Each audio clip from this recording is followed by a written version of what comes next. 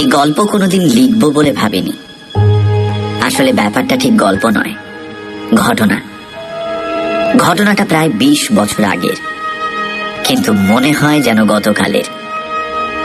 আজ থেকে 20 বছর আগে সন্ধ্যের আঁধারে ডুবপুকুরের পাড়ে ঠিক কি যে হয়েছিল সেটা ভাবতে গেলেই কেমন সব গুলিয়ে যায়।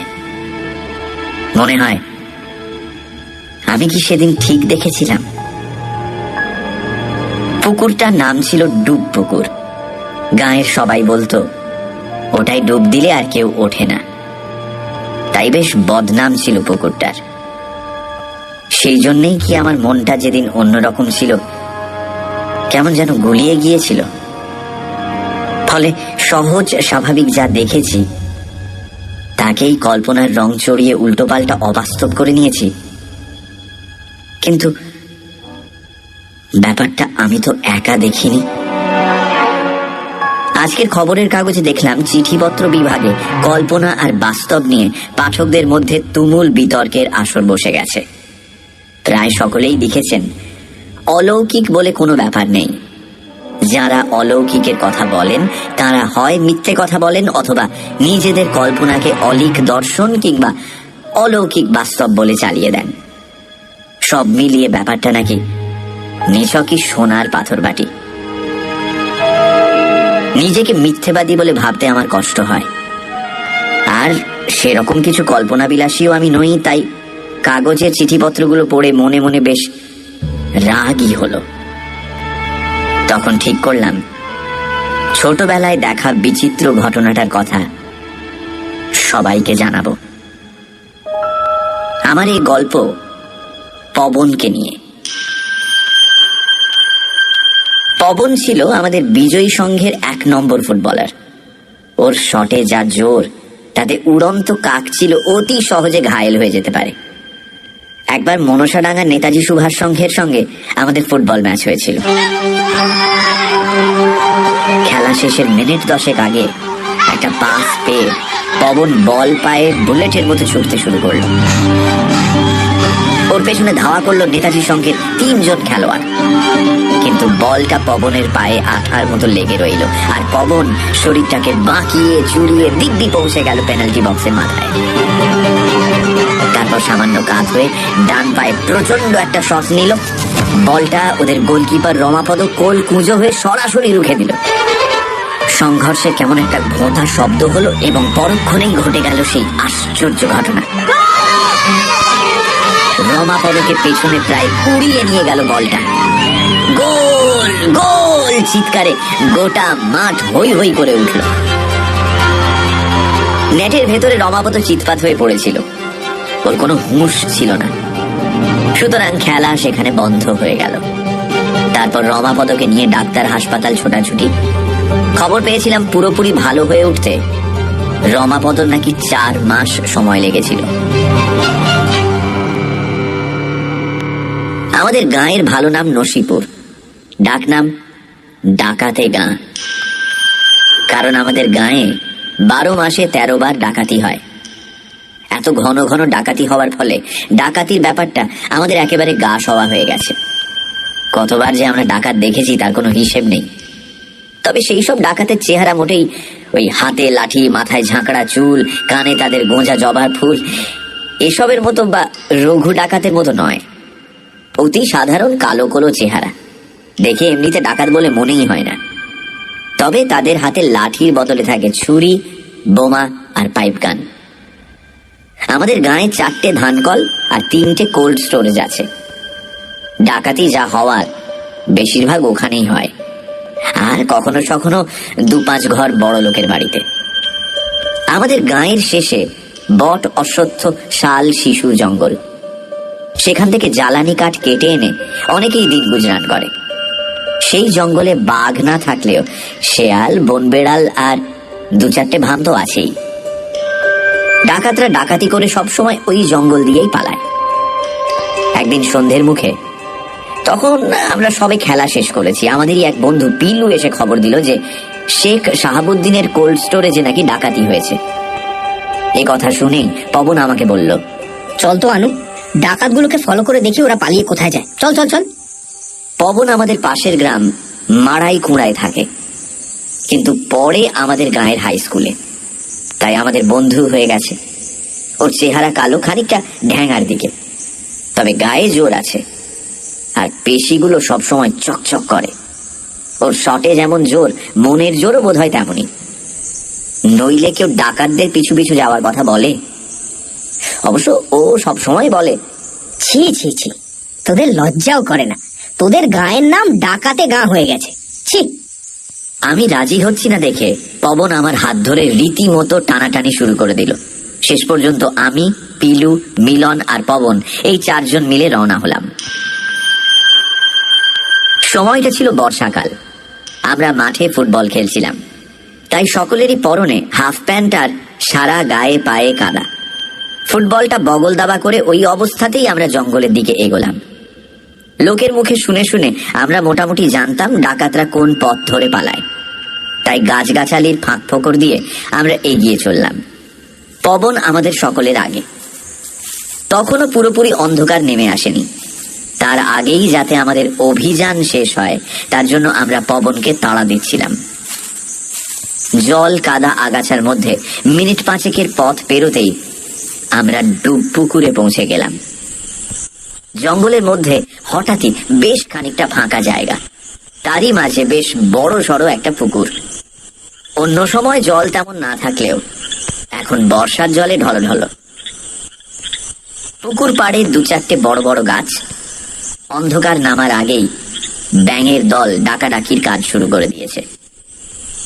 বাবা কাকাদের মুখে শুনেছি এই পুকুরটা নাকি প্রায় 100 বছরের পুরনো।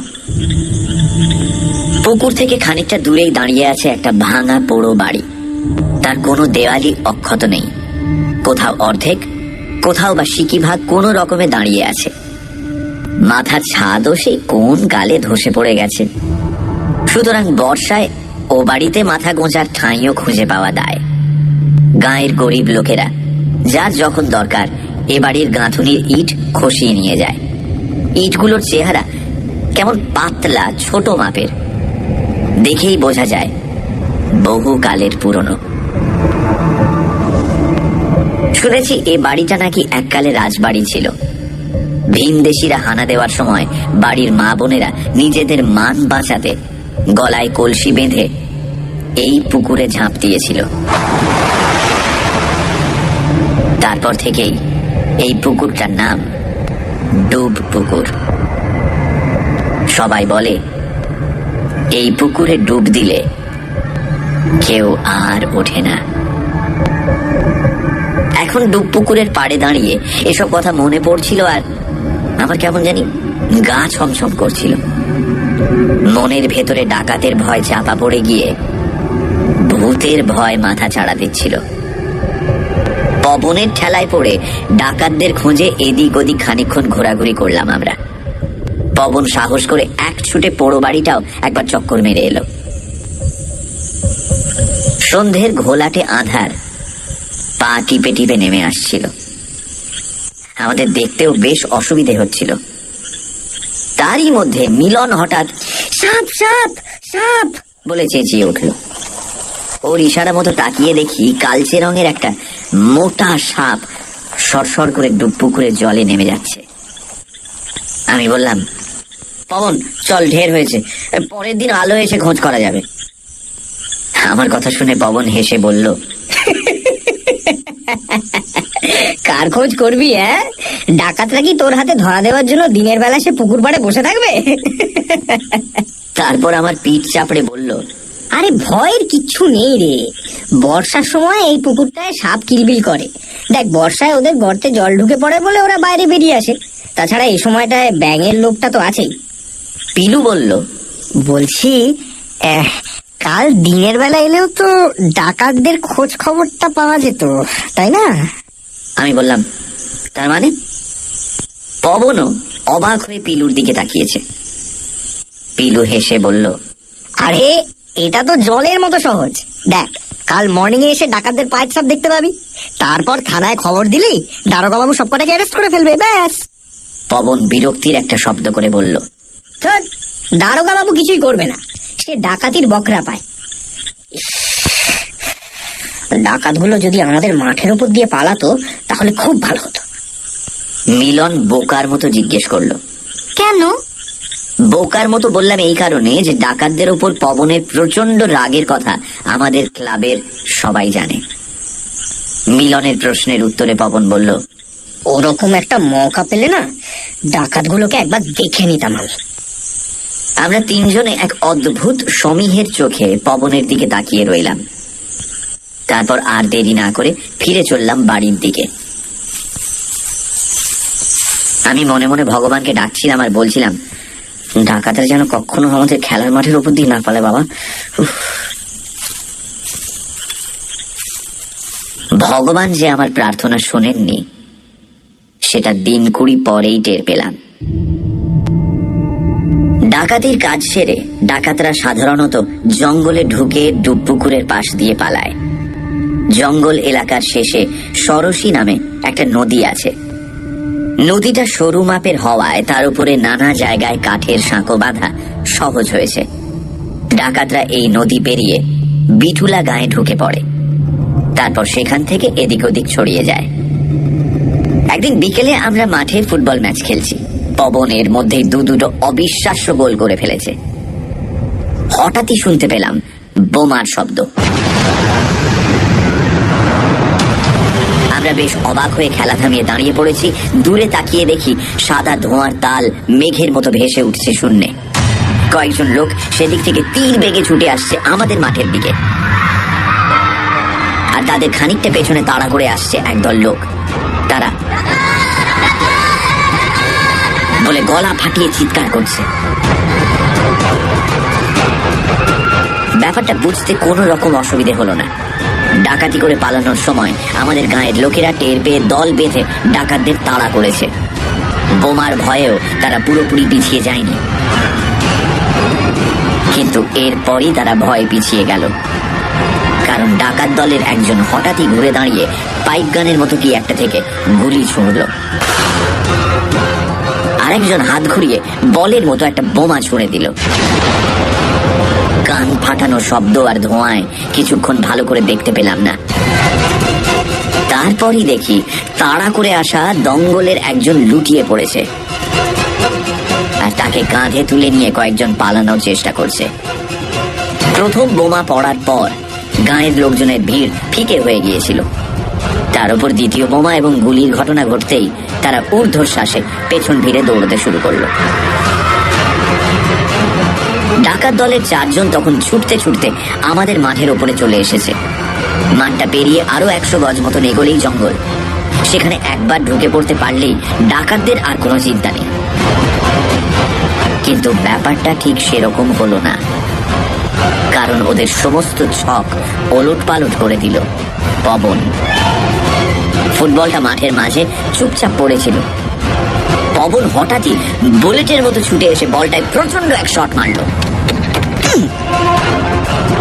পালিয়ে যাওয়া ডাকাত দলকে লক্ষ্য করে এই শটটা মেরেছিল পবন। ওরা 4 জন তখন মাঠের ওপর দিয়ে আড়াআড়ি ছুটে যাচ্ছে। পবনের শট 3 নম্বর ডাকাত তার মাথায় মুগুরের মতো আছড়ে পড়ল। লোকটা ছিটকে পড়ে গেল মাঠের জল কাদার মধ্যে। একসঙ্গে পড়ে যেতেই বাকি 3 জন ডাকাত ঘুরে দাঁড়ালো। সঙ্গে সঙ্গে আমাদের যে কি হলো, আমরা ভয় দিশাহারা হয়ে পালাতে শুরু করলাম। অথচ পবনটা কেন জানি না বোকার মতো মাঠে দাঁড়িয়ে রইল, যেন ছুমন্তর দিয়ে কেউ ওকে পাথরের মূর্তি করে দিয়েছে। অনেকটা দূরে ছুটে পালানোর পর ঘুরে তাকিয়ে এক ভয়ঙ্কর দৃশ্য দেখলাম। পাইপ গান আর বোমা উঁচিয়ে 3 জন ডাকাত পবনের কাছে এগিয়ে এসেছে। তারপর ওরা পবনকে ধরে টানতে টানতে জঙ্গলের দিকে নিয়ে গেল।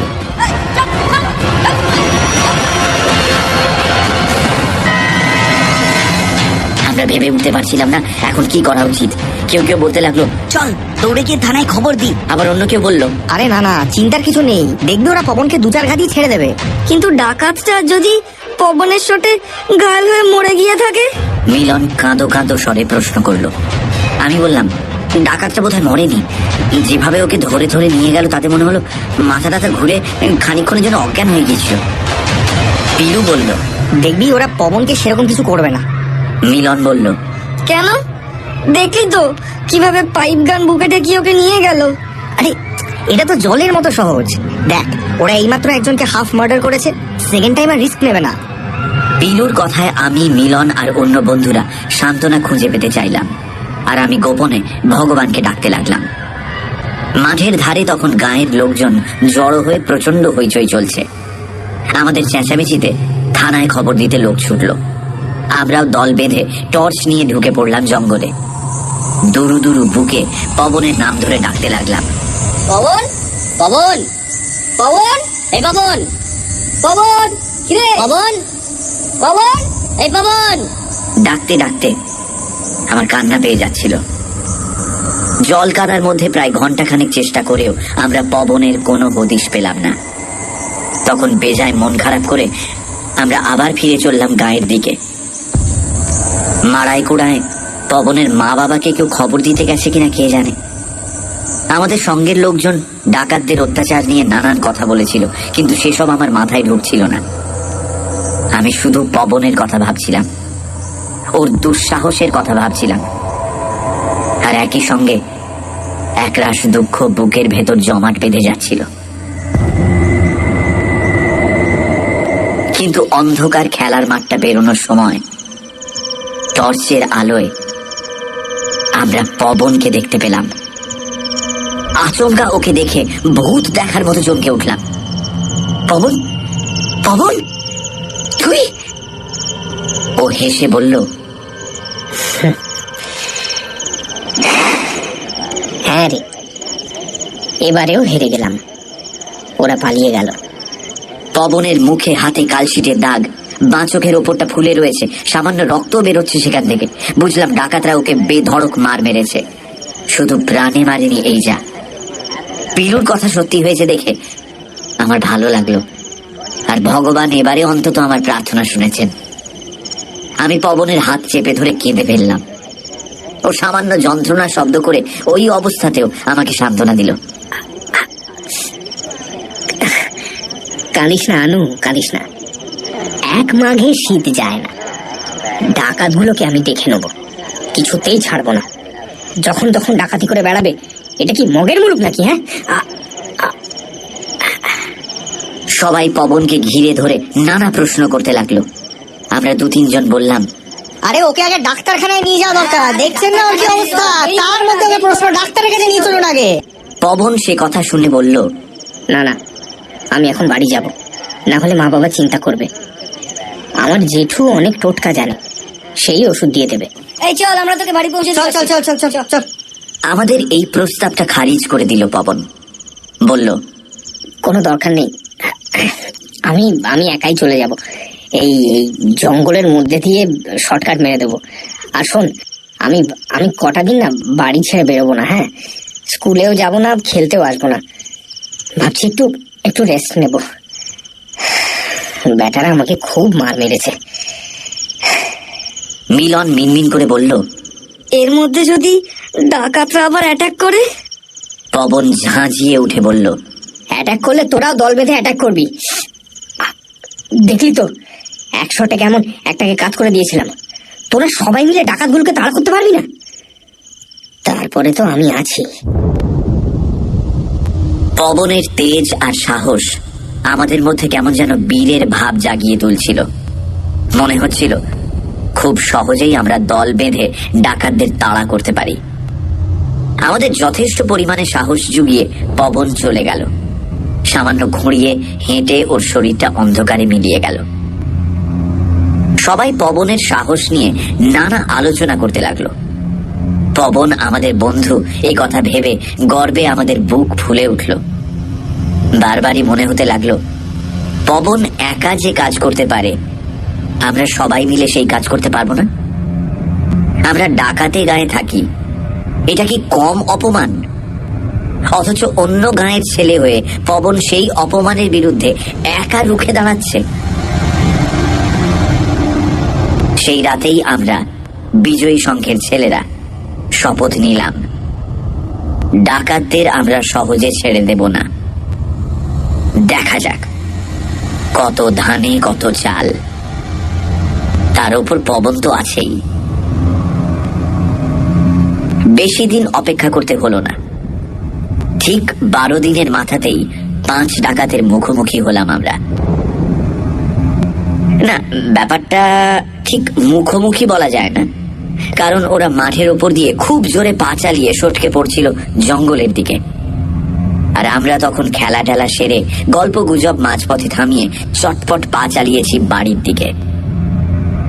খেলাধুলো শেষ হওয়ার পর আমরা রোজই মাঠে বসে কিছুক্ষণ গল্প করি, তারপর অন্ধকার নেমে এলে বাড়ির পথ ধরি। আজ সেরকমই গল্প করছিলাম, কিন্তু মাঝপথে বৃষ্টি এসে বাদ সাধল। তখন 6-7 জন চলি রে বলে তড়াক করে উঠে পড়েই দৌড় লাগালো। আমরা 5 জন ধীরে ধীরে উঠলাম। 5 জন, কারণ আমি, পিলু আর মিলন ছাড়া সঙ্গে ছিল নগেন আর সাধু। সাধুর বগলে ফুটবলটা ধরা ছিল। ওর চেহারা বেঁটে খাটো, গাঁটা গোঁটা, সাহসও খুব একটা কম নয়। তাড়াতাড়ি পা ফেলতে ফেলতে ও আমাকে জিজ্ঞেস করলো, এই আনু, পবন কবে থেকে আসবে রে? আমি বললাম, সেদিন যা মার খেয়েছে মনে হয় না হপ্তা 3-এর আগে আসতে পারবে। ওর কথাগুলো না সেদিন আমার খুব মাথাতে লেগেছে। আমাদের গায়ের কি প্রেস্টিজ বলে কিছু নেই নাকি? পিলু বলল, আরে আমি তো সেদিন থেকে শুধু ডাকাতদের জন্য ওয়েট করছি, জানিস? এর মধ্যে একদিন ঘুমের মধ্যে আমি ডাকাত ডাকাত বলে চেঁচিয়ে উঠেছি। মিলন তখন হেসে বলল, বুঝেছি, তুই স্বপ্নে সব ইয়া ডাকাত ধরবি আর রিয়েল লাইফে ছুটে পালাবি। পিলু রেগে গিয়ে কি একটা বলতে যাচ্ছিল, কিন্তু সেটা আর বলতে পারল না, কারণ ঠিক সেই মুহূর্তে সাধু চাপা গলায় বলে উঠেছে, ডাকাত। সাধুর নজরের তারিফ করতেই হয়।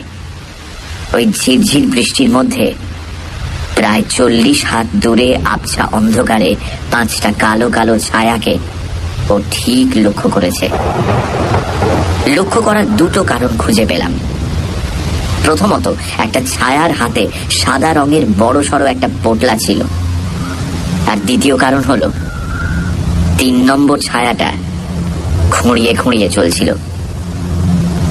সাধু চাপা গলায় বলল, সেদিনও একটা ডাকাত একটু খুঁড়িয়ে খুঁড়িয়ে হাঁটছিল, আমার স্পষ্ট মনে আছে। পিলু বলল, হ্যাঁ, ঠিক বলেছিস, কারেক্ট। সঙ্গে সঙ্গে আমাদের রক্তে যেন দেশাত্মবোধের আগুন জ্বলে উঠল।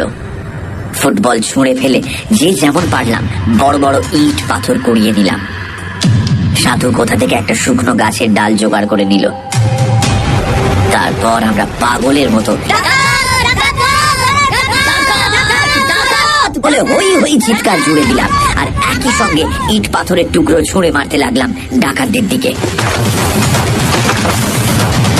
আমাদের আচমকা এই পাগলামিতে 5-5টা জোয়ান লোক কেমন যেন হকচকিয়ে গেল। তারপরে একটুও দেরি না করে ছুট লাগালো জঙ্গলের দিকে। আমরা লড়াই খেপা হয়ে লোকগুলোকে তাড়া করলাম। সাধু বাতাসে ওর লাঠি ঘোরাতে ঘোরাতে চিৎকার করে বলল, সাহস থাকে তো ভাই, সিঙ্গেল সিঙ্গেল লড়ে যা। সিঙ্গেল সিঙ্গেল লড়াই হলে তার রেজাল্ট কি হতো জানি না, কিন্তু সে লড়াই আমাদের লড়তে হলো না, কারণ ওই 5-5টা ডাকাতের সঙ্গে সিঙ্গেল লড়ে গেল পবন। তবে যে পবনকে আমরা চিনতাম, সে পবন নয়, অন্য এক অচেনা পবন। ছুটতে ছুটতে আমরা জঙ্গলে ঢুকে পড়েছিলাম। গাছের পাতায় বৃষ্টি ফোঁটার শব্দ, ব্যাঙের ডাক আর অন্ধকার আমাদের ঘিরে ধরল। ভেতরের একটা অদ্ভুত শক্তি আমাদের তাড়িয়ে নিয়ে যাচ্ছিল। একটু পরেই আমরা ডুবপুকুরের কাছে চলে এলাম, আর সেখানে পৌঁছানো মাত্রই যে দৃশ্য দেখলাম তাতে পাথর হয়ে যাওয়া ছাড়া কোনো উপায় ছিল না। পুকুর পাড়ে 5 জন ডাকাতের মুখোমুখি রুখে দাঁড়িয়েছে পবন। ওর লম্বা শরীর থেকে এক বিচিত্র নীল আভা ঠিকরে বেরোচ্ছে। সেই আলো ডাকাতগুলোর শরীরের নানা জায়গায় পড়ে চকচক করছে। পবনের গায়ে কোনো পোশাক নেই, তবে বরফ কুচির মতো এক রাশ মিহি গুঁড়ো ওর চোখে মুখে গায়ে লেপ্টে রয়েছে। তারই মধ্যে ওর চোখ দুটো তীব্রভাবে জ্বলজ্বল করছে। ভিন গ্রহের এক অপচ্ছায়ার মতো ডুব পুকুরের পাড়ে দাঁড়িয়ে রয়েছে পবন। ডাকাতগুলো পবনকে দেখে ঘাবড়ে গিয়েছিল, কিন্তু অবাক হওয়ার প্রথম ধাক্কাটা সামলে নিয়ে ওরা আত্মরক্ষা অথবা আক্রমণের কাজে নেমে পড়ল। গাছের আড়ালে দাঁড়িয়ে আমরা 5 জন হতবুদ্ধি হয়ে সব দেখতে লাগলাম। অন্যান্য ইন্দ্রিয় অকেজ হয়ে গিয়ে শুধু আমাদের চোখ কাজ করে চলল। একজন ডাকাত কোথা থেকে যেন একটা লম্বা ছুরি বের করলো, তারপর বিশ্রী গালাগাল দিয়ে ঝাঁপিয়ে পড়লো পবনের ওপর।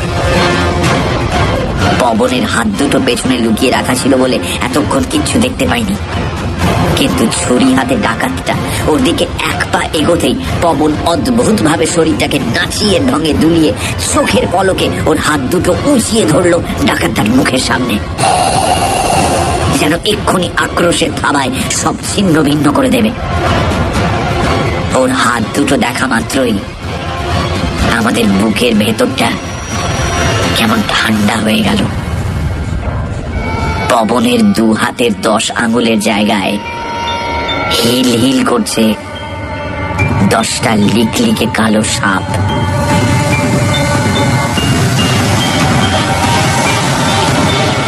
ওদের শরীর নীল আলোর আভায় চকচক করছে। ডাকাতটা নিতান্তই প্রাণের দায়ে ছুরি চালালো, সঙ্গে সঙ্গে পবনের পেট আড়াআড়ি ছিঁড়ে গেল, কিন্তু এক ফোঁটাও রক্ত বেরোলো না। শুধু বরফ কুচির ওপর একটা কালো দাগ আঁকা হয়ে রইল। পবন ঠোঁট ছুঁচলো করে এক তীব্র শীষ দিয়ে উঠল, তারপর নাচের ভঙ্গিতে হাত দুটো ছুঁড়ে দিল ডাকাতটার মুখ লক্ষ্য করে। কটা সাপ একসঙ্গে ছবল দিল কে জানে। ডাকাতটা শব্দ করেই খসে পড়ল জল কাদার উপরে।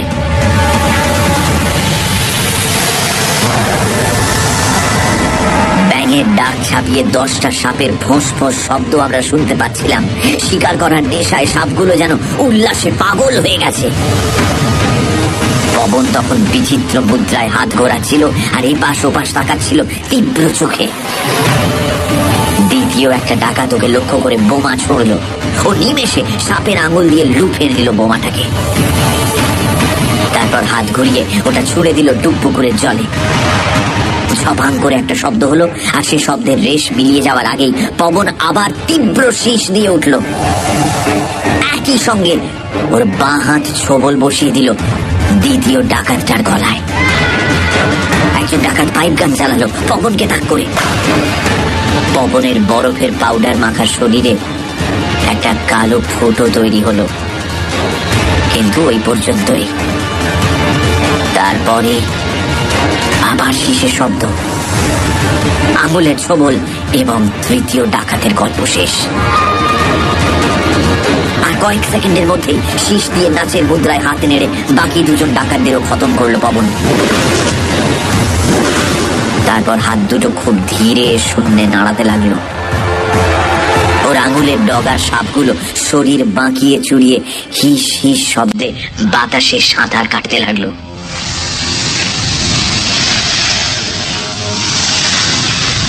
এক অদ্ভুত উত্তেজনা আর আতঙ্কে আমি ঠক ঠক করে কাঁপছিলাম। নিজেকে ধরে রাখতে না পেরে আমি গাছের আড়াল থেকে বেরিয়ে এলাম। পিলু আমার হাত ধরে পেছন থেকে টানছিল, কিন্তু আমি এক ঝটকায় ওর হাত ছাড়িয়ে নিলাম। পবনের বেশ কাছে গিয়ে আমি ডেকে উঠলাম, পবন। হাত দুটো শূন্যে তোলা অবস্থাতেই ঘাড় বেঁকিয়ে আমার দিকে তাকালো পবন। ওর চোখে কেমন এক কাতর ভাব ফুটে উঠল। বিষণ্ণ গলায় পবন বলল, সেদিন ডাকাতরা আমাকে মেরে ডুব পুকুরের জলে ফেলে দিয়েছিল। তারপর থেকে ওখানেই আমি থাকি। আজ শুধু ডাকাত ধরতে উঠে এসেছিলাম। ওর কথাগুলো প্রতিধ্বনির মতো বারবার আমার কানে বাজতে লাগলো। তারপর থেকে ওখানেই আমি থাকি, আমি থাকি, আমি থাকি, আমি ওখানে থাকি। কথাগুলো বলেই আচমকা পুকুরের দিকে দুপা ছুটে গেল পবন। অদ্ভুত ভঙ্গিতে শূন্যে লাফ দিল। একটা তীব্র শীষের শব্দ শোনা গেল। ওর শরীরটা শূন্যে বাঁকে নিয়ে আবার তীরের মতো সোজা হয়ে গেল। তারপর সেই তীর নিখুঁত ভাবে বিঁধে গেল ডুব পুকুরের জলে। অথচ জলে কোনো শব্দ হলো না, কোনো ঢেউ উঠল না। শুধু পবনের নীলাভ জ্যোতির্ময় শরীরটা জল ভেদ করে ঢুকে গেল ভেতরে।